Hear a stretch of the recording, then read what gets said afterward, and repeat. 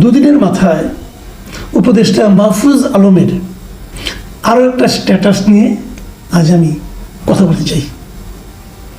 এই স্ট্যাটাসটার উনি শিরোনাম দিয়েছেন দুটি কথা, মানে উনি দুটি পয়েন্ট এখানে তুলে ধরেছেন এবং আমার কাছে মনে হয়েছে দুটো পয়েন্টে যদি আমি পুরোটা না পড়ি তাহলে আপনাদের কাছে বিষয়টা স্পষ্ট হবে না। প্রথম পয়েন্ট উনি তুলেছেন, ৭১-এর মীমাংসা করতেই হবে, যুদ্ধ অপরাধের সহযোগীদের ক্ষমা চাইতে হবে, বাংলাদেশে রাজনীতি করতে হলে পাকিস্তান পন্থা বাদ দিতে হবে, পাকিস্তান এদেশে গণহত্যা চালিয়েছে, পাকিস্তান অফিসিয়ালি ক্ষমা চাইলেও তদুপরি আবারও ক্ষমা চাইতে রাজি হলেও যুদ্ধ অপরাধের সহযোগীরা এখনো ক্ষমা চায়নি। ইনিয়ে বিনিয়ে গণহত্যার পক্ষে বয়ান উৎপাদন বন্ধ করতে হবে, জুলাইয়ের শক্তির মধ্যে ঢুকে স্যাবোটাজ করা বন্ধ করতে হবে, সাফ দিলে আসতে হবে। এলো একটা কথা।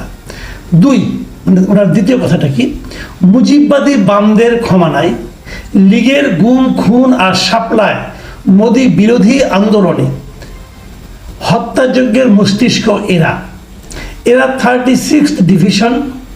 জুলাইয়ের সময়ে এরা নিকৃষ্ট দালালি করেও এখন বহাল তবিয়তে আছে। আজ পর্যন্ত মুজিববাদী বামেরা কালচারালি ও ইন্টেলেকচুয়ালি জুলাইয়ের সাথে গাদ্দারি করে যাচ্ছে। দেশে বসে জুলাইয়ের পক্ষের শক্তির বিরুদ্ধে এরা চক্রান্ত করেই যাচ্ছে। লীগের এ সকল বিটিমও শীঘ্রই পরাজিত হবে, অন্য কারো কাঁধে ভর করে লাভ নেই। দুটো পয়েন্টে কিন্তু আমার কাছে গুরুত্বপূর্ণ মনে হয়েছে এবং দুটো পয়েন্টেই মিস্টার মাহফুজ আলম টার্গেট করেছেন সহযোগীদের, মানে মূল অপরাধীদের না, মূল অপরাধে যারা নাকি সহযোগিতা করেছে তাদের, মানে ৭১-এর গণহত্যায় যারা সহযোগিতা করেছে তাদেরকে টার্গেট করেছেন। ২৪-এর যে হত্যা হয়েছে, গণহত্যা হয়েছে, গুম খুন হয়েছে, এদেরকে যারা সহায়তা করেছে, সহযোগিতা করেছে, ইন্টেলেকচুয়ালি তাদের পক্ষে কথা বলেছে, তাদেরকে টার্গেট করেছেন। আমি কিন্তু মাহফুজ আলমের এই যে স্ট্যাটাস এবং স্ট্যাটাসের দুটো পার্ট নিয়ে কিন্তু আমি বেশ সন্তুষ্ট। আমি নিজেও কিন্তু মনে করি যে একটা অপরাধী শুধু জাত অপরাধী, কিন্তু সেই অপরাধীকে যারা সহযোগিতা করে তাদের অপরাধ কিন্তু মূল অপরাধীর চেয়ে কোনো অংশে কম নয়। এখন মাহফুজ আলমের এই কথাটা আমি একটু বিশ্লেষণ করতে চাই। তার আগে কিছু কমেন্ট আছে, সেই কমেন্টগুলো অনেকগুলি কমেন্ট এসেছে। আমি যখন এটা নিয়েছি স্ট্যাটাসটা দেওয়ার 22 ঘন্টা পরে, ততক্ষণ পর্যন্ত প্রায় 50,000 রিয়াকশন পড়েছে, 52টা কমেন্ট পড়েছে এবং 6,100 জন এই স্ট্যাটাসটাকে শেয়ার করেছেন। 16,000 লোক লাইক করেছেন, 7,300 লোক লাভ রিয়েক্ট দিয়েছেন। তো আমি এটা বলতে যাচ্ছি এই কারণে যে মাহফুজ আলমের কোনো স্ট্যাটাসে এই প্রথমবার আমি দেখলাম যে অপছন্দের সংখ্যা বেশি। এখন মাহফুজ আলমকে কেন অপছন্দ করতে হচ্ছে এই মুহূর্তে? মাহফুজ আলমের সমালোচনা কিন্তু আমি একাধিকবার করেছি, আমার পছন্দ হয় না আমি করেছি, এখানেও তাই হবে। যারা পছন্দ করেননি তারা হাহা রিয়েক্ট দিয়েছেন, যারা পছন্দ করেছেন তারা লাইক রিয়েক্ট দিয়েছেন, যারা খুব পছন্দ করেছেন তারা লাভ রিয়েক্ট দিয়েছেন। কাজেই পছন্দ অপছন্দ দুভাবেই চলতে পারে। তো এখন আমি বরং এর অনেকগুলো কমেন্ট বললাম, যে কোনো কমেন্ট আসছে, আমি কয়েকটা কমেন্ট একটু আপনাদেরকে পড়ে শোনাতে চাই। যেমন একটা কমেন্ট লিখেছেন মাবরুরুল হক, তিনি লিখেছেন, জনাব উপদেষ্টা আপনার বোল্ড অবস্থানের জন্য প্রীত হইলাম। আরেকজন লিখেছেন, এটা একটু বড় কমেন্ট, আপনাদের তো পড়ে শোনাই, তাসফিয়া তারান্নুম প্রভা, তিনি লিখেছেন, ক্ষমা চাওয়া আবার কি জিনিস ভাইয়া? আওয়ামী লীগ ক্ষমা চাইলে তাদেরও ক্ষমা করে দিবেন নাকি? গণহত্যাকারী দলের রাজনীতি নিষিদ্ধ করতে হবে। এই স্পিরিটে যদি 24-এর গণহত্যাকারী দলের রাজনীতি নিষিদ্ধ করা হয়, তাইলে ৭১-এর গণহত্যাকারী দলের রাজনীতি নিষিদ্ধ কেন নয়?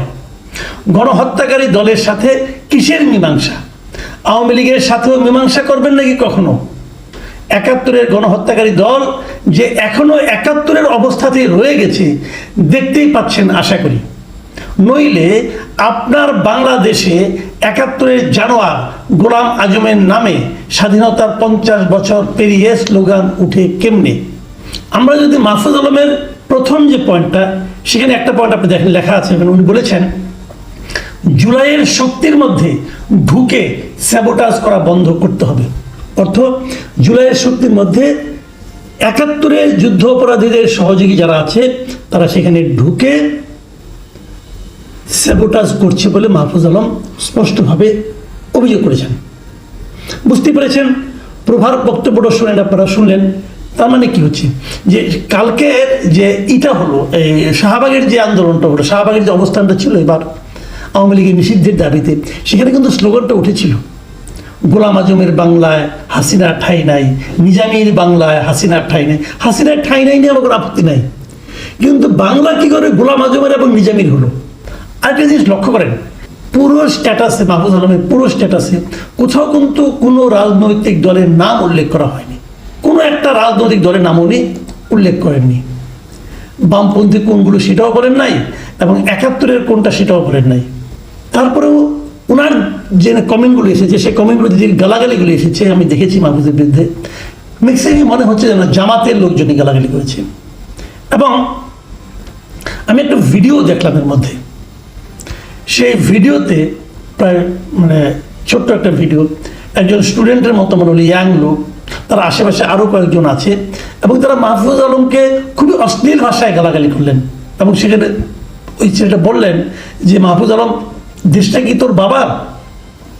একজন দেশের বাবা দেশকে তার বাবা বলে মনে করেছিল, তাকে দেশ থেকে পালাইতে হয়েছে, তোকেও পালাইতে হবে যদি তুই তোর এই বক্তব্য প্রত্যাহার না করস। তুই তো কারি একদম বাচ্চা একটা ছেলে, বয়সে মাহফুজের চেয়ে কমপক্ষে বছর দশকে ছোট হবে হয়তো বা।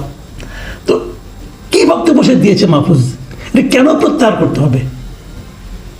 এখানে আরেকজন লোক ওনার স্ট্যাটাসে আরেকজন লোক কমেন্ট করেছেন, আইনুল হক, তিনি লিখেছেন, এই পোস্টে কোথাও জামায়াতের নাম নাই, কিন্তু জামাতিরা খেপেছে।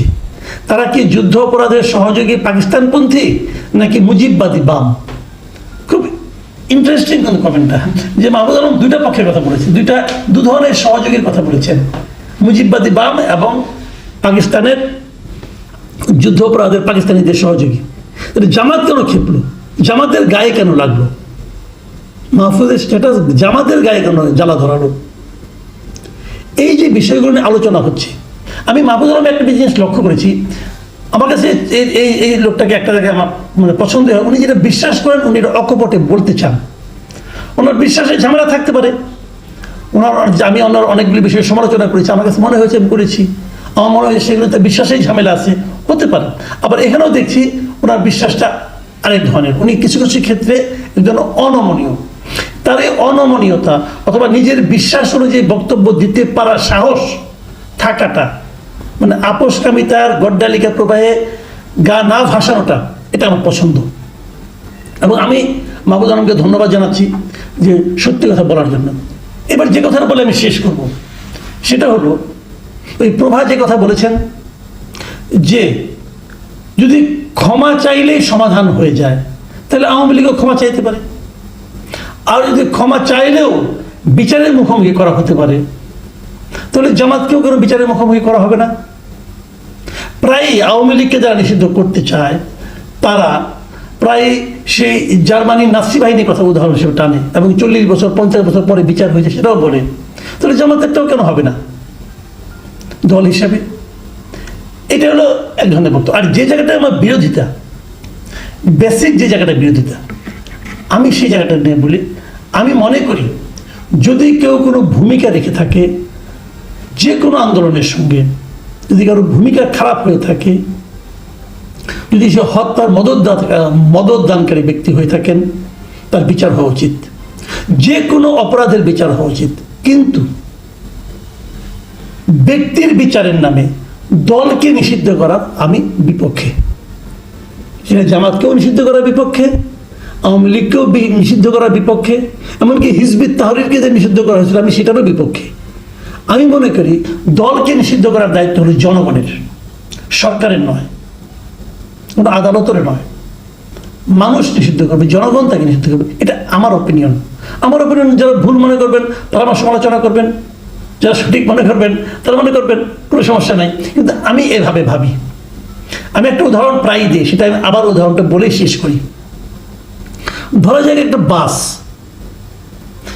একটা শিক্ষা প্রতিষ্ঠানে পাশ দিয়ে যাচ্ছিল, বাসের নিচে চাপ বেপরোয়াভাবে যাচ্ছিল, একজন স্টুডেন্ট বাচ্চা পড়ে মারা গেছে।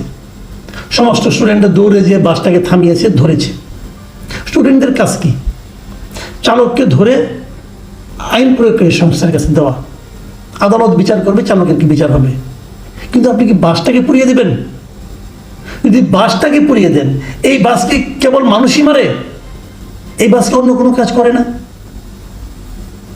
বিষয়টা এভাবে দেখুন, বাস যে চালাচ্ছিল সে অপরাধী, দল যারা পরিচালনা করছিল তারা অপরাধী, তাদের সবাইকে বিচারে আওতায় আনেন।